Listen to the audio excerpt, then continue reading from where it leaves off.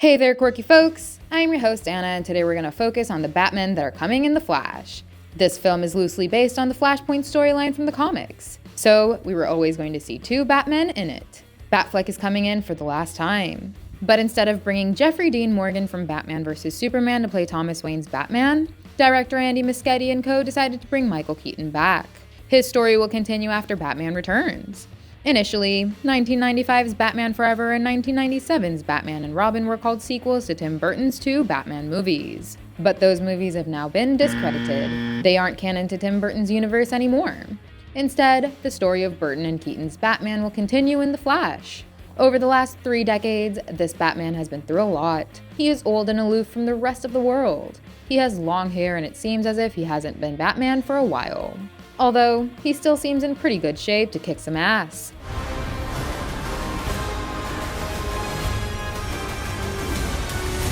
But what's interesting is his army of Batsuits that tease his adventures between Batman Returns and The Flash. Before we look at all of them, it would be nice if you guys would hit those like and subscribe buttons. With that out of our way, let's start with Batsuit number 1, the Flash suit. The suit that you see in the center is the one that Keaton's Bruce Wayne wears in The Flash.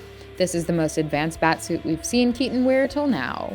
It is surely an improvement on the suits we've seen in the past. As we could make out in the trailer, the suit has more padding. It has stronger Kevlar, as it is completely bulletproof. Bruce was able to glide into gunfire with a more streamlined cape that doesn't just allow him to go down, but also glide upwards.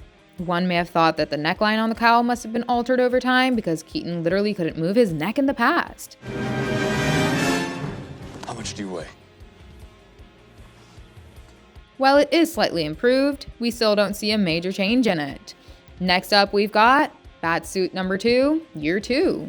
If you look at this suit closely, it has 2 gun holsters.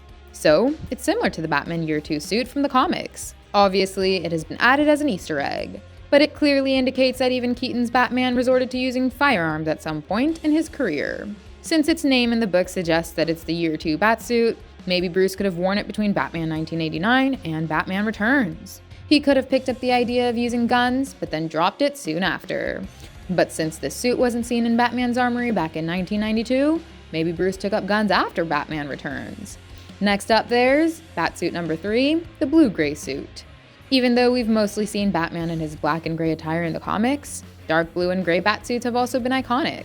This color scheme of Batman became pretty regular after the 40s. Batman didn't have it in his Year 2 story, but he wore the same suit in many stories. Even the Batman from DC Animated Universe sported a dark blue and gray suit in Batman Hush.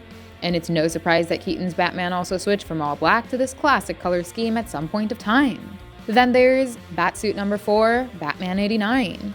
As you can clearly see, the bat symbol on this one is different from the others.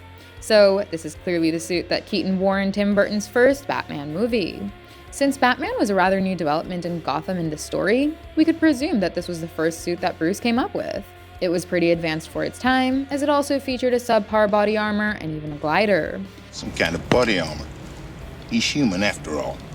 But all these features have been majorly improved in the latest Batsuit. Next up there's Batsuit number 5, Batman 1992. Obviously, this was the suit that Bruce wore in Batman Returns. And it is also the one that the 18-year-old Barry Allen wears after he gets his powers through older Barry. You see, Barry needs a suit that's abrasion resistant and heat resistant. But since he didn't have his powers in this timeline, a Flash suit hadn't been created till now.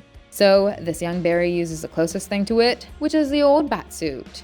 He cuts off the ears on the bat cowl and spray paints it red and yellow to match the older Flash's suit. Next up we've got Batsuit number 6, the Scuba Suit. Till now, we've seen DCEU's Batman come up with a mech suit to give him some protection against Superman.